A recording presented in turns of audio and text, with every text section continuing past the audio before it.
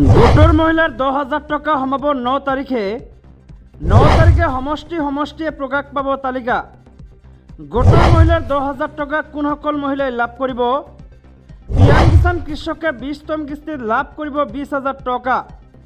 কোনসকল কৃষকে 20,000 টকা লাভ কৰিব? ৰাজ্যৰ মুখ্যমন্ত্ৰী হিমন্ত বিশ্ব শৰ্মাৰ কেইবাটাও গুৰুত্বপূৰ্ণ ঘোষণা। আন কেইবাটাও গুৰুত্বপূৰ্ণ খবৰ একেলগে জানিব পাৰিব ভিডিঅ'টো চাই থাকিব।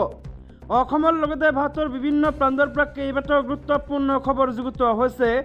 সবিশেষটো এই ভিডিঅ'টোৰ মাধ্যমত জানিব পাৰিব। ভিডিঅ'টো চোৱাৰ আগতে এটা ৰিকুৱেষ্ট, যদি আপুনি চেনেলটোত নতুনকৈ আছে তেন্তে চেনেলটো ছাবস্ক্ৰাইব কৰাৰ লগতে ভিডিঅ'টোত এটা লাইক কৰি দিব।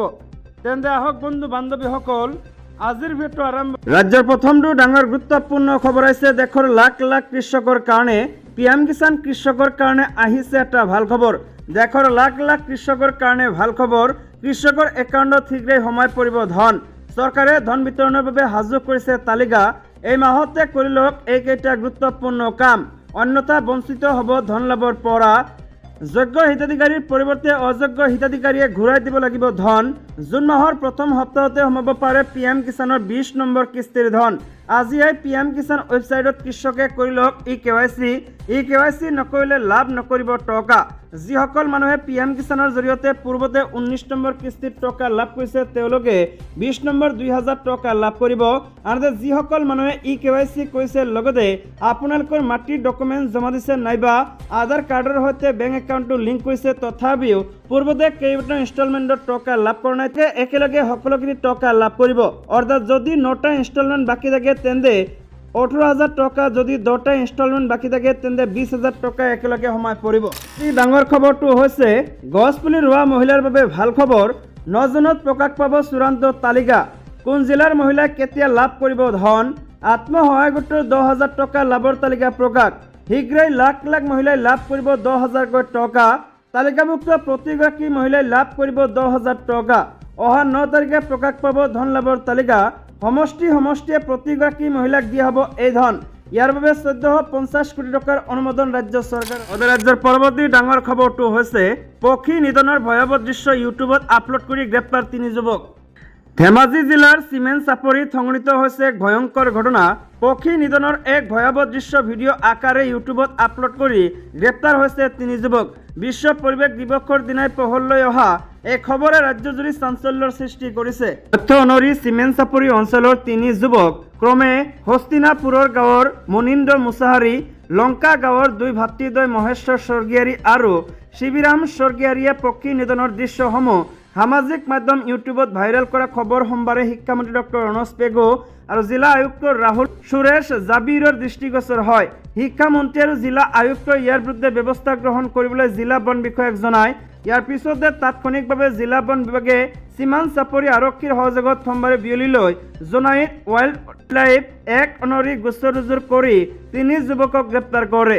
মঙলবাৰ বিয়লি ধেমাজি জিলা বন বিষয়া কৃষ্ণ কমল দেউৰীয়ে সদৰি কৰা অনুসৰি গ্ৰেপ্তাৰ হোৱা 3 যুৱককে দুদিন ধৰি সদাবছৰ অন্তত জেল হাজতলৈ প্ৰেৰণ হৈছে। পৰৱৰ্তী ডাঙৰ খবৰটো হৈছে অসমৰ অনুসূচিত জাতি জনজাতিৰ মহিলাক ৰাজহ দিয়াৰ পৰা ৰেহাই গুৱাহাটী পৌৰ নিগমৰ।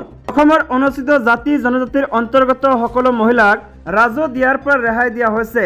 জিএমচিৰ অন্তৰ্গত সকলো টোল লিজত দিয়া বজাৰৰ 25% এলেকা অনুসূচিত জাতি জনজাতিৰ মহিলাৰ বাবে বিনামূলীয়া কৰা হৈছে।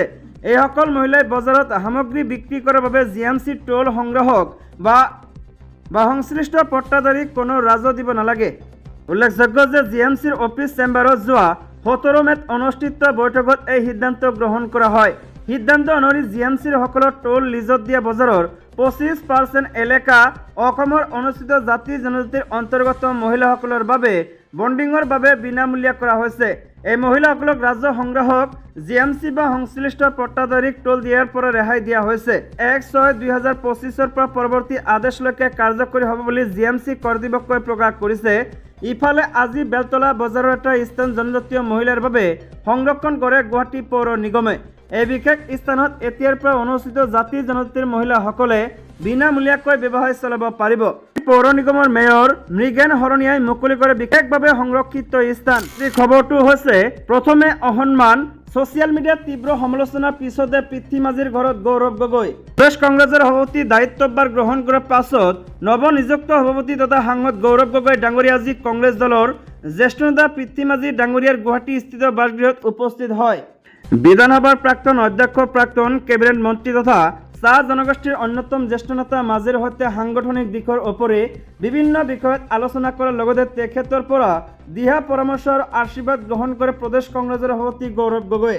উল্লেখযোগ্য যে সামাজিক মাধ্যমত ভাইৰেল হোৱা এখন ফটো দেখা গৈছিল সাংসদ ৰকিবুল হুছেইন ভূপেন বৰা আৰু দেৱব্ৰত শইকীয়া বৈঠকৰ সময়ত কাষতে থিয় হৈ আছে কংগ্ৰেছৰ জ্যেষ্ঠ নেতা পিতৃ মাজি। মূল্যবোধৰ ৰাজনীতি কৰা প্ৰাক্তন মন্ত্ৰী পিতৃ মাজিক এইদৰে থিয় কৰি ৰখোৱাক লৈ বিভিন্নজনে কংগ্ৰেছ নেতৃত্বক সমালোচনা কৰিছিল।